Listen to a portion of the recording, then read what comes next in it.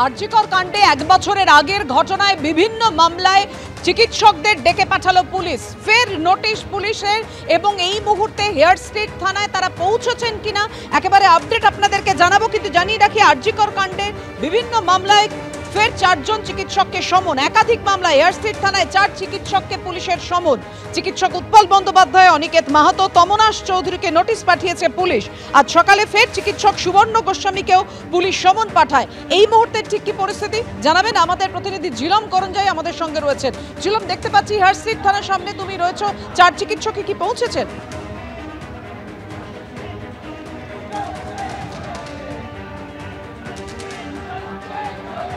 এই মুহূর্তে hair street থানার সামনে আমরা দেখতে পাচ্ছি চিকিৎসক সংগঠন, অভয় মঞ্চ সকলে বিক্ষোভ দেখাচ্ছে। কিন্তু তোমাকে জানিয়ে রাখবো, আজকে যাদেরকে ডেকে পাঠানো হয়েছে সিনিয়র ডাক্তারদের মধ্যে উৎপল বন্দ্যোপাধ্যায়, তমনাশ চৌধুরী এবং সুবর্ণ গোস্বামীকে ডেকে পাঠানো হয়েছে এবং জুনিয়র ডাক্তারদের মধ্যে অনিকেত মাহাতোকে ডেকে পাঠানো হয়েছে। তমনাশ চৌধুরী ছাড়া বাকি 3 জন চিকিৎসক তারা ভেতরে চলে গিয়েছেন। এবং এই যে ডাকা হচ্ছে, অনিকেত মাহাতোর বক্তব্য হলো যে তাকে ডাকা হয়েছে গত বছর একটি ঘটনায়, এমন সময়ের ঘটনা যখন সে সিসিইউতে ভর্তি ছিল। আর একই সঙ্গে সুবর্ণ গোস্বামী তিনি বলছেন যে তাকে ডেকে পাঠানো হয়েছে এর আগে বউবাজার থানায় যে মিছিলকে কেন্দ্র করে, সেই মিছিল নিয়েও আজকে ডেকে পাঠানো হয়েছে। চিকিৎসক এবং সংগঠনের সকলে এখানে প্রতিবাদ জানাচ্ছেন, তাদের সঙ্গে যারা সহমর্মিতা দেখিয়ে হেয়ার স্ট্রিট থানার সামনে এখন বিক্ষোভ দেখাচ্ছেন। কথা বলবো, অনিকেত মাহাতো বলছে তাকে ডাকা হয়েছে যেদিন তখন তিনি অসুস্থ ছিলেন। এটা একদমই ঠিক। গত বছর 10ই অক্টোবর যে দিনের ডেটে তারা আন্দোলন করেছে বলে বলা হচ্ছে, ওই ডেটে তিনি হাসপাতালে ভর্তি ছিলেন। তার আগে তিনি আমরণ অনশন করেছেন। অত্যন্ত সিরিয়াসলি অসুস্থ হয়ে তাকে আইসিইউতে ভর্তি করা হয়েছিল আরজিকর মেডিকেল কলেজে, তার প্রমাণ রয়েছে, সবাই জানে। অথচ কত বড় প্রয়োজন আজকে চিকিৎসকদেরকে, আন্দোলনকারীদেরকে ভয় দেখানোর জন্য এইভাবে আজকে হটকারিতা করা হচ্ছে, আজকে স্বৈরতন্ত্র কায়েম করা হচ্ছে পশ্চিমবঙ্গের বুকে। অর্থাৎ এই যে পদক্ষেপ, এই হটকারী সিদ্ধান্ত তার। তবে একই সঙ্গে আজকে একটা অভিনব বিষয় রয়েছে যে চিকিৎসকরা তারা অভয় মঞ্চের পক্ষ থেকে তারা একটা মেডিকেল ক্যাম্প করেছে এবং সেই মেডিকেল ক্যাম্প আমার সহকর্মী সন্দীপকে দেখাতে বলবো।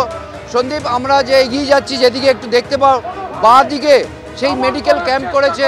চিকিৎসকদের তরফ থেকে বক্তব্য যে যখন যখন তাদেরকে ডাকা হবে, যেখানে যেখানে সমন পাঠানো হবে, সেখানে তারা মেডিকেল ক্যাম্প করবেন এবং যতক্ষণ একেবারে সেই মেডিকেল ক্যাম্পের ছবি আমরা দেখতে পাচ্ছি। ঝিলম, তুমি আমাদের সঙ্গে থাকো। থানায় ঢোকার আগে চিকিৎসক সুবর্ণ গোস্বামী তিনি কি বলেছেন দেখুন। ২রা সেপ্টেম্বর বউবাজারে যখন এই একই ঘটনা, একই মিছিলের জন্য তারা ডেকেছিল, সেখানে সাক্ষী দিয়েছি। তখনই আমি বলেছিলাম যে আমার পাবলিক সার্ভিস হ্যাম্পার্ড হচ্ছে। উত্তরবঙ্গ থেকে বারবার আপনারা এই তুচ্ছ কারণে ডাকছেন, যেখানে অপরাধীদের ডাকছেন না, যারা রাজ্যের ক্রিমিনাল, খনি দর্শক, যারা চুরি করছে, যাদের খাটের তলায় নোটের বান্ডিল দেখছি, তাদেরকে একবারও রাজ্য পুলিশ ডাকে না, আর আমাদেরকে বারবার ডেকে হেনস্থা করছেন। পাবলিক সার্ভিস হ্যাম্পার্ড হচ্ছে। অর্থাৎ সুবর্ণ গোস্বামী সহ অন্যান্য চিকিৎসকরা এখানেই অভিযোগ করছেন যে অপরাধীদের না ডেকে তাদের ডেকে বিভিন্ন মামলায় তাদেরকে থানায় ডেকে হেনস্থা করা হচ্ছে। ঝিলম,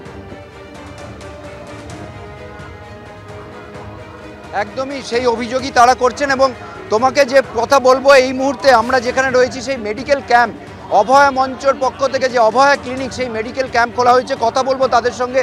আপনারা এই ক্যাম্পটা খুলেছেন কেন? খুলেছি এই কারণে যে ডাক্তার হিসাবে আমাদের যে কাজ চিকিৎসা দেওয়া, সেই রোগীর কাজটা ডাক্তাররা করতে পারছে না। কারণ তারা এতটাই বারবার ধরে সামান আসছে, নিজের চাকরির স্থল থেকে বেরিয়ে আসতে হচ্ছে।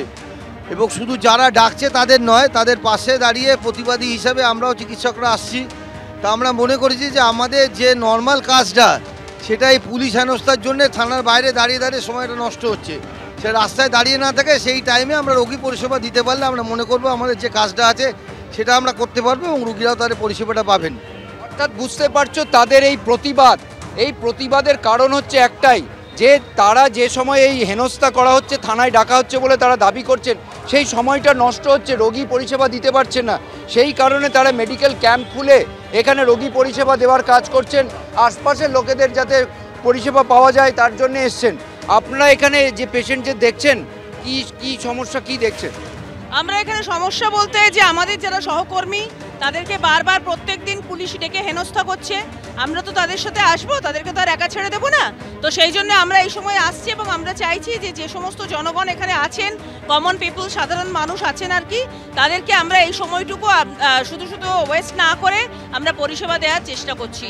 প্রতিবাদ করে সময় নষ্ট না করা, প্রতিবাদ রোগীদের দেখে, প্রতিবাদ এলাকার মানুষদের, আশপাশে যাদের অসুস্থতা আছে তাদের পরিষেবা দিয়ে, এই যে ধর্ণা, এই যে জেরা যখন চলছে ততক্ষণ খালি স্লোগানিং এবং সময় নষ্ট না করে ডাক্তারি করা, সেই করে রোগীদের পরিষেবা দিয়েই তারা প্রতিবাদ জানাচ্ছেন। ঝিলম, তুমি আমাদের সঙ্গে থাকো। কিছুক্ষণ আগে আপনারা চিকিৎসক অনিকেত মাহাতোকে দেখলেন যখন তিনি পুলিশের ডাকে সমন পেয়ে হার্ট স্ট্রিট থানায় হাজির হন। কি বলেছেন অনিকেত মাহাতো দেখুন। 10/10/2024 সালের একটা ঘটনা, সেই ঘটনার পরিপ্রেক্ষিতে আমাকে চিঠি দিয়ে ডেকেছে। পুলিশের ইন্টেলিজেন্স নিয়ে আমাদের এখনো অবধি কিছুটা আমাদের ডাউট ছিল, কিন্তু সেই সময়, যে সময়ের ঘটনা, সেই সময় 11 থেকে 17 অক্টোবর অবধি আমি নিজে সিসিইউতে অ্যাডমিট ছিলাম। তাহলে পুলিশ হ্যারেস যদি করতেই চায়, একটা বুদ্ধিমত্তার সাথে হ্যারেস করুক। পুলিশের ইন্টেলিজেন্স আজকে যে এতটা নিচে নেমে গেছে, এই ধারণা একজন চিকিৎসক হিসেবে, একজন আন্দোলনকারী হিসেবে আমার ছিল না। সেটা দেখলাম। পুলিশের সাথে সহযোগিতা করার প্রশ্ন আছে, সেই জায়গা থেকে থানাতে যাচ্ছি। পরিষ্কারভাবে মনে করি যে রাজনৈতিক উদ্দেশ্য প্রণোদিত থেকে এই কাজ। তীব্র প্রতিবাদ জানাচ্ছি। মেডিকেল ছাত্রছাত্রী, জুনিয়র ডাক্তার, সমগ্র সমাজ অভয়ার ন্যায় বিচারের দাবিতে যে আন্দোলন করেছে, সেই আন্দোলন এই চিঠিপত্রের মাধ্যমে বন্ধ করা যাবে না। সেই আন্দোলন আমরা চালিয়ে যাব।